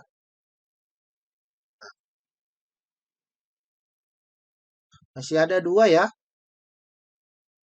Mengenai sebaran multinom ya. Sebaran multinom. Saya kira ini mirip dengan trinom. Jadi dia lebih dari 3 ya peluang. Jadi itulah kenapa dia dikatakan multinom. Jadi banyak peluangnya. Jadi cirinya seperti ini. Jadi kalau penulisan ya, penulisan simbolnya cacing mul ya. Sedangkan fungsi identitasnya ya peluang X1 sampai XK. Kemudian di sini ada 2 kemungkinan N faktorial per X1 faktorial sampai XK dikali peluang X1 berpangkat peluang pertama dikali berpangkat peluang 1 berpangkat X1 dan seterusnya dikalikan sampai peluang kejadian K berpangkat XK. Ya. XK itu adalah N kurang X1 tambah sampai XK kurang 1. Ya. Kemudian PK itu adalah 1 dikurang P1 sampai dikurang dengan PK kurang 1. Rata-ratanya ya.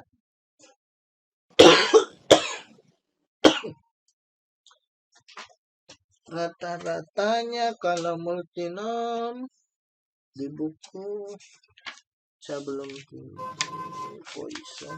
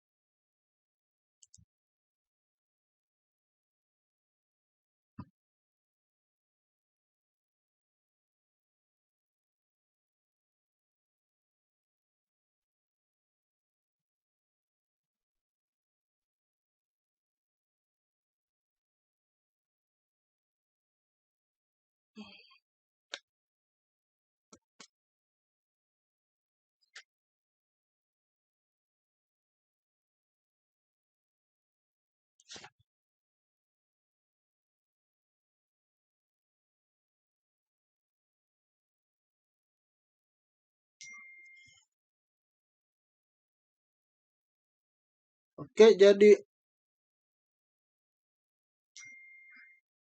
slide ini. Oke, jadi untuk mencari rata-rata dan variansi untuk sebarang multinom itu tergantung nanti dari soalnya ya. Jadi tergantung dari soalnya dia masuk, kalau misalkan dia 2, ya, kalau 2 kejadian berarti dia binom. Ya. Kalau misalkan dia 3 berarti dia tribinom ya. Atau trinom ya. Nah, sedangkan kalau lebih dari 3, nah, itu masuk pendekatan yang ini. Ya. Pakai MP.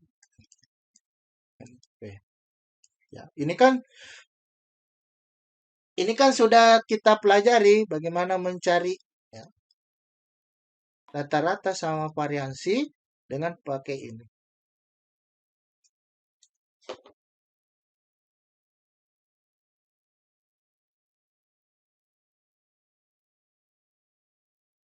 Oke, seperti itu ya. Jadi multinom memang tidak dijabarkan secara langsung untuk mencari nilai rata-rata dan variansinya, tapi ya karena kita ini kan kalau 2 saja atau 3 tadi trinom itu berarti kita cari UX, UY, UZ, toh? Misalkan seperti itu atau rata-ratanya. Kalau misalkan sampai banyak kemungkinan, ya berarti pakai pendekatan yang ini, ya, gabungan. Ya, seperti inilah bentuknya, ya. Fungsi pembangkit momen ya. Sorry, fungsi pembangkit momen.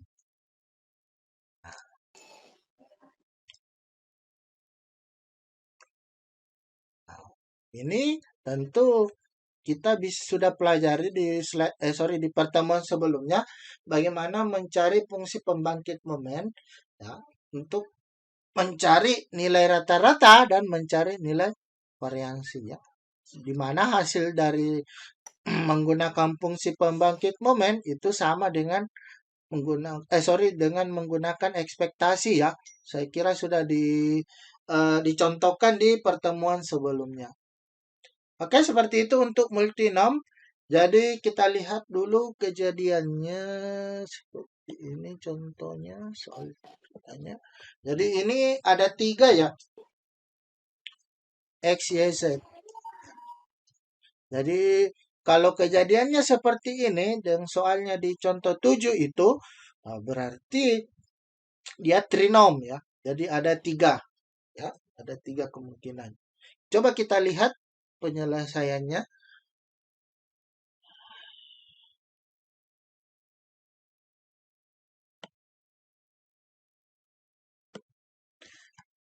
Oke. Kalau kita menulis secara singkat dari soal contoh 7 itu seperti ini. Ya. Jadi peluang 1, peluang 2, peluang 3 dari 10 kejadian. Oke, jadi sebenarnya ini perluasan dari tadi yang sebelumnya ya. Sebarang sebelumnya. Jadi sisa dia tambahkan lagi 1 peluangnya. Ya. Kalau yang tadi cuma 2, tadi sekarang sisa kita tambahkan lagi 1 menjadi ada 4 ya peluangnya. Jadi sekarang ini fungsi identitasnya seperti ini. Jadi 10 faktorial per X, Y, Z kali 10 kurang X kurang Y kurang Z. Kalau tadi itu kan XY dikali 10 kurang X kurang Y. Ya. Untuk yang contoh angkatan ya, tadi yang angkatan. Ya. Angkatan 2002, 2003, dan 2004. Sekarang untuk mencari tadi ditanyakan yang bagian B, itu X-nya 1, Y-nya 2, dan Z-nya 5, berarti sisa Anda substitusi di sini. Ya. Maka setelah dihitung secara mungkin menggunakan kalkulator atau ke apa, alat bantu perhitungan lainnya, maka diperolehlah sekitar 0,000089722. Itu nilai peluangnya. Terakhir, untuk yang bagian C, untuk mencari nilai rata-ratanya, ya pakai pendekatan fungsi pembangkit momen, ya.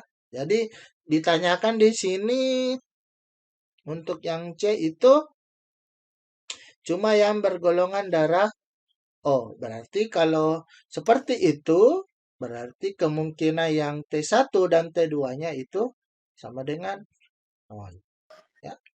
Nanti kita lihat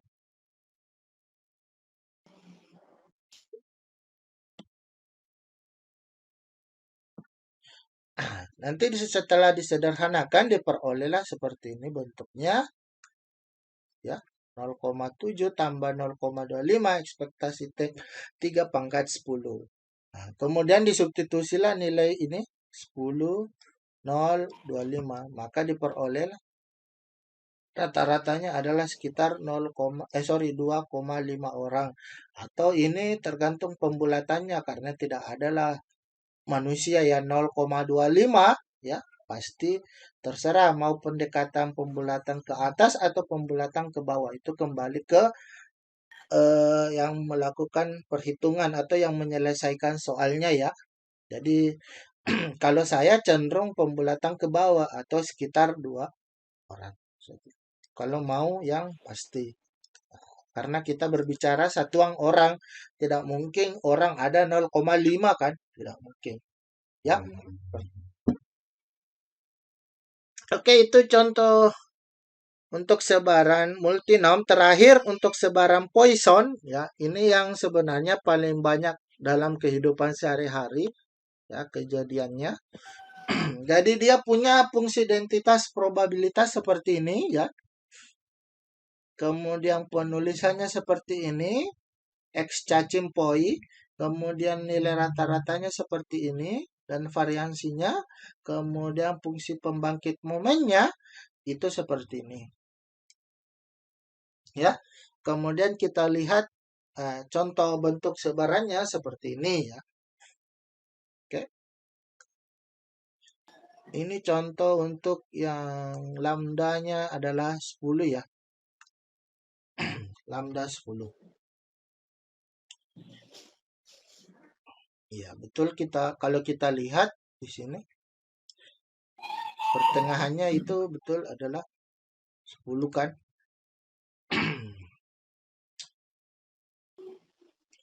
Nah, sekarang kita lihat contoh soal cerita mengenai sebaran Poisson.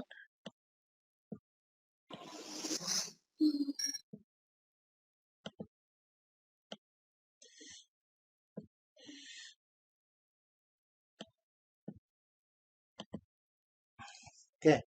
Jadi rata-rata banyaknya permintaan sambungan telepon per menit di suatu pusat telepon adalah 10 kali. Kapasitas pusat tersebut hanya mampu melayani 15 permintaan per menit. Berapakah peluang bahwa dalam 1 menit tertentu ada permintaan yang tidak terlayani? Ya. Di sini X adalah berbicara mengenai banyaknya permintaan per menit, ya. Tadi dikatakan maksimal itu cuma 15. Berarti peluang yang tidak terlayani itu artinya peluang X lebih besar dari 15, ya. Atau ini bisa kita hitung 1 dikurangi peluang X lebih kecil dari 15. Artinya mulai dari 1 atau 0 sampai 15. Nah, ini peluang ini bisa kita gunakan pendekat fungsi identitas probabilitas dari Poisson, ya.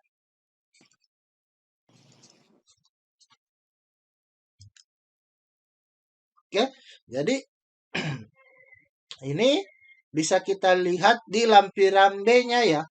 Lampiran B, ya, di buku ini kalau Anda fotokopi lampirannya, ya, ada di situ di lampiran B. Ya, teknik mencarinya yang ini. Di sini ada di sini, ya. Ada tertulis lampiran B. Nah, di situ nanti sisa Anda cocokkan berapa dari berapa sampai berapa. Berarti di sini ada 15 kan. R-nya ada 15, kemudian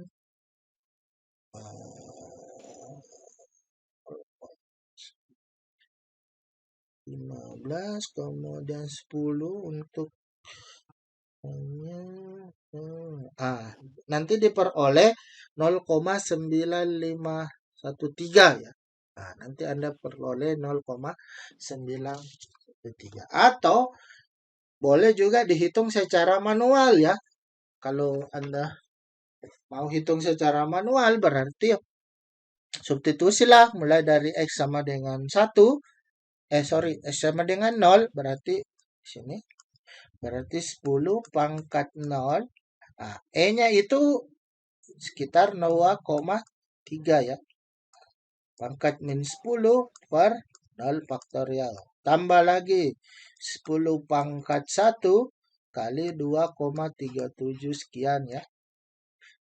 Per 1 faktorial. Tambah lagi dan seterusnya sampai ke 15 ya. 10 pangkat 15, 2,37 pangkat 10 per 15 faktorial. Jadi memang butuh alat bantu ya untuk menyederhanakan kalkulasinya. Nanti setelah Anda hitung dapatlah 0,9513. Sekitar itulah. Nah, kemudian nanti diperoleh 1 kurang 0,9513 diperolehlah 0,0487 ya. Oke, saya kira itu untuk pembahasan mengenai sebaran diskrit atau varik ya, yang bab 8 di buku Anda secara sederhana ya. Jadi untuk kesimpulannya ada dua sesuai dengan indikator yang di awal pertemuan yang saya sudah jelaskan, yaitu untuk indikator pertama saya kira juga sudah tercapai karena kita sudah membahas beberapa konsep mengenai fungsi distribusi diskrit ya atau varik ya, seperti fungsi identitas, bagaimana rumus rata-ratanya, bagaimana variansinya ya, dan bagaimana contoh atau bentuk distribusinya ya. Saya kira sudah ada visualisasinya ya. Bagaimana kalau hipergeometris, bagaimana kalau misalkan dia Poisson, bagaimana bentuk sebarannya, distribusinya dan yang lain sebagainya ya. Jadi secara apa ya? Secara istilahnya ya. Sebenarnya memang kalau di RPS ini harusnya kita lakukan dalam 2 pertemuan ya, tapi tidak apa-apa kita ringkas saja ya. Kita ringkas dalam 1 pertemuan saja, kita bahas diskrit semuanya. Nah, jadi untuk indikator pertama sebenarnya sudah bisa kita katakan sudah kita bahas ya, meskipun mungkin baru sebagian kecil ya. Nanti kalau mengenai pembuktiannya, mengapa rumus rata-rata, mengapa rumus variansi dari setiap sebaran seperti itu, mungkin Anda bisa pelajari di buku panduannya ya. Kemudian untuk indikator yang kedua mengenai menentukan distribusi dari fungsi variabel random, saya kira kita sudah belajar dari beberapa contoh ya, bagaimana menentukan fungsi ya, fungsi distribusi peluangnya, baik dari sebaran, dari berbagai macam sebaran yang masuk kategori diskrit ya, seperti itu. Jadi untuk indikator kedua, saya kira itu juga sudah diajarkan dan harapan saya setelah Anda belajar secara virtual, minimal adalah yang Anda ketahui ya dari indikator kedua, yaitu bagaimana menentukan fungsi distribusi peluang dari beberapa sebaran yang masuk kategori diskrit, variabel random diskrit, ataukah di bukunya itu dikenal dengan istilah varik ya. Oke, saya kira cukup untuk pertemuan kali ini. Nanti materinya saya akan upload di Spada ya, sehingga Anda bisa download ya. Sorry saya belum upload ya kemarin. Jadi untuk mengecek seberapa paham Anda tentang materi kali ini, Jadi silakan Anda kerjakan tugasnya, yaitu dengan memperhatikan latihan 8, yaitu ada di halaman 255 ya, kalau tidak salah. Berarti ada di halaman 250. Oke, jadi yang Anda kerjakan cuma 5 nomor, ya, cuma 5 nomor, yaitu nomor 4, nomor 5, 19, 30, dan 35. Oke, jadi coba perhatikan dengan baik soalnya, jangan sampai Anda keliru. Setiap soal, misalkan Anda kategorikan masuk di sebarang mana, jadi silakan Anda perhatikan dengan jeli soalnya dan lihat cirinya, dan silakan masukkan dia di kategori sebaran mana, baru Anda selesaikan. Jangan sampai misalkan soal mengenai sebaran Poisson, Anda selesaikan dengan menggunakan sebaran geometris. Jadi perhatikan ciri-ciri soalnya, dan saya kira Anda juga bisa nanti melihat atau mencocokkan dengan contoh-contoh yang sudah ada di slide ini. Jadi kalau misalkan minimal dari tugas itu mirip dengan yang dicontohkan, berarti dia masuk di sebarang tersebut. Oke, saya kira cukup untuk pertemuan kali ini. Kita absensi dulu di simaknya ya.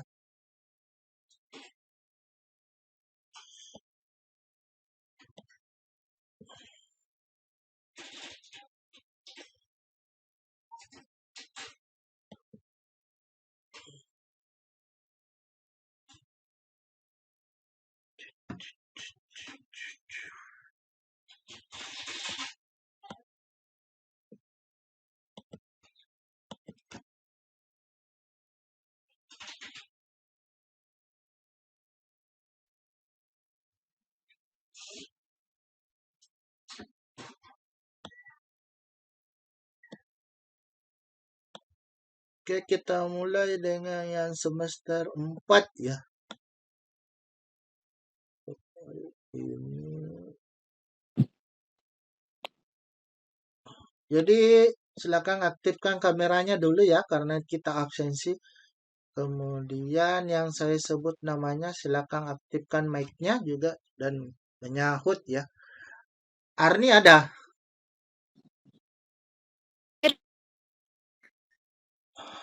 Aktifkan kameranya supaya saya bisa lihat.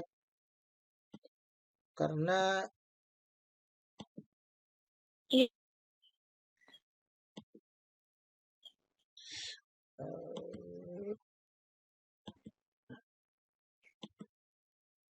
yang semester 4 dulu ya.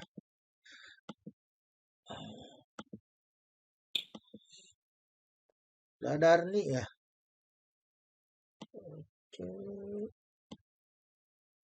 Hadir. Vidya.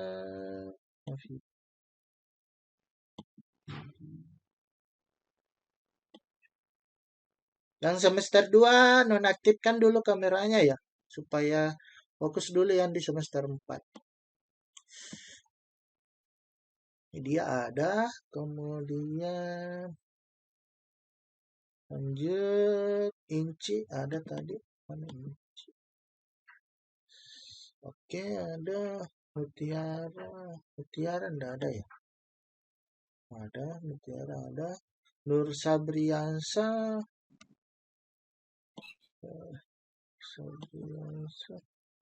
Nur Sabriansa. Tidak aktif. Aktifkan kameranya Nur Sabriansa. Pak Arni hadir, Ji, Nur Pak. Sabriansa. Pak Arni hadir, Pak.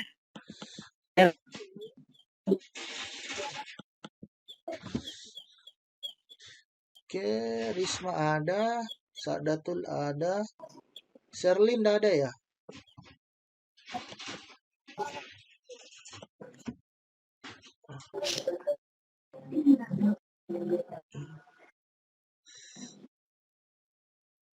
Sherlyn belum. Ya, Sadatul Sherly, Sawalia ada tadi. Sawalia Wahyuni ada. Sherly ya? Mana Sherly?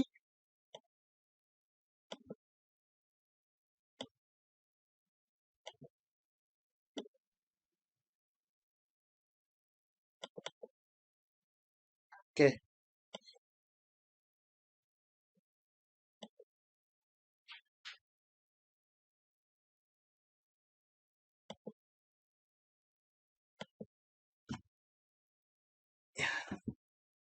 Oke, yang semester 4 bisa off-kan dulu kameranya.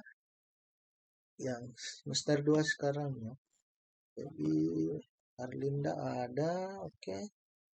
Wandi ada, Nur Alam. Isma Harmayanti ada. Oh, Harmayanti sudah datang dari Bone ya. Kusniarni ada. Ya, Pak. Oke. Kansul tadi ada ya. Pak Arni hadir Pak tadi Pak. Jelek jaringanku Sudah, Pak. sudah. Dirubah. Sudah. Sucitra, Sudan, Chandra ada. Supri. Ini Wanda yang mana orangnya ya?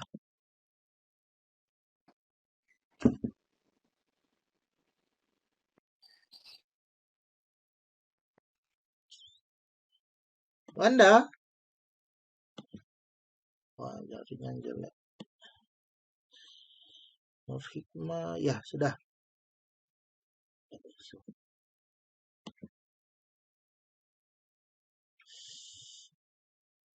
Kalau yang mata kuliah lain sudah selesai semua pertemuannya tidak? Sudah sampai berapa pertemuan? Yang semester 2, ada yang sudah selesai sampai 16 pertemuan? Enggak Atau sudah mau final? Belum Pak. Ada tidak? Tidak ada Pak. Oh, belum ya. Kalau sesuai di harusnya finalnya tanggal berapa ya kalau mengikuti kalender? Dulu masuk tanggal berapa? Awal perkuliahan. Minggu ke berapa bulan?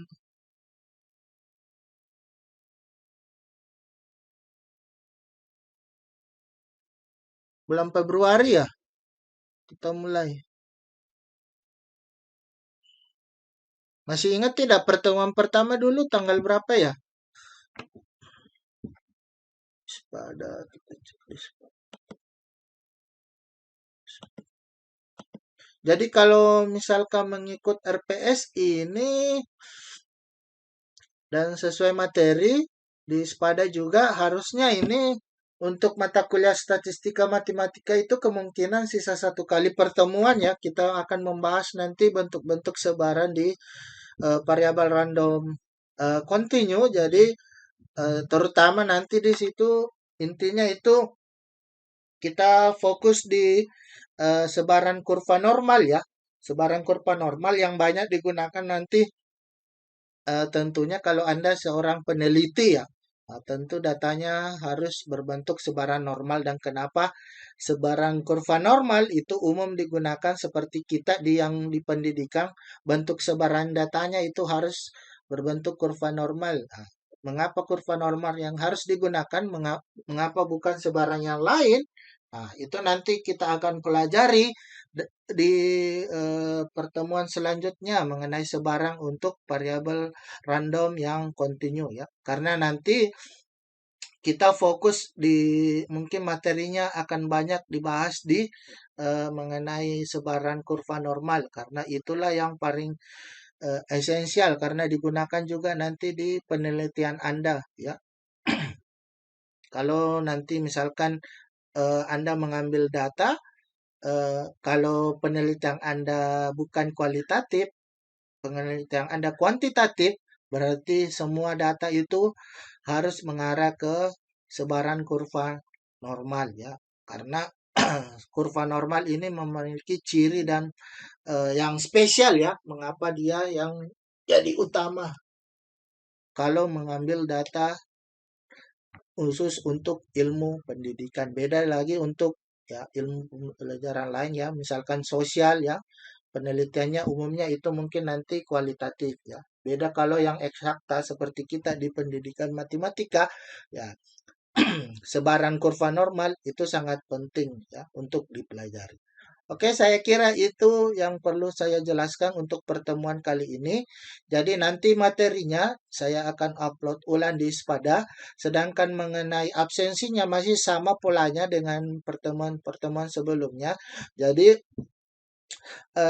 absensinya nanti akan terbuka atau bisa diakses nanti pada saat jam 12 siang sampai jam 4, sedangkan tugasnya untuk pertemuan kali ini sama, yaitu waktunya adalah sekitar 1 minggu. Jadi nanti saya mohon maaf. Jadi untuk pertemuan berikutnya atau mungkin setelah ujian, jadi saya mohon maaf. Jadi saya minta bantuannya, nanti saya akan sebar angket ke Anda dan tolong dijawab dengan jujur saja ya. Jadi karena itu jadi proyek penelitian saya, jadi nanti tolong dijawab secara jujur saja karena data yang Anda masukkan itu jadi bahan evaluasi buat saya juga untuk pembelajaran secara online seperti ini ya. Jadi saya ada penelitian mengenai pembelajaran online seperti ini mengenai pemanfaatan aplikasi Huawei ini ya. Jadi saya mohon nanti kalau misalkan nanti saya sebarkan angket mungkin setelah ujian nanti di mata kuliah statistika matematika. Jadi mohon dijawab saja secara jujur ya. Tidak akan mempengaruhi nilai Anda.